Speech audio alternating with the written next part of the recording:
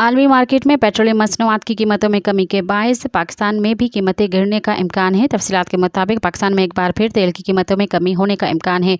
1 सितंबर से petrol, diesel और मिट्टी का तेल सस्ता होता है, तो ये पेट्रोलियम मसनूआत में मुसलसल तीसरी बार कमी होगी। 1 सितंबर से अगले 15 रोज़ के लिए पेट्रोल और डीजल के नरखों में फ़ी लीटर 5 ता 6 रुपये तनज़्ज़ुली का तखमीना लगाया गया है, जिसकी बुनियादी वजह आलमी मार्केट में तेल की कम कीमतें हैं।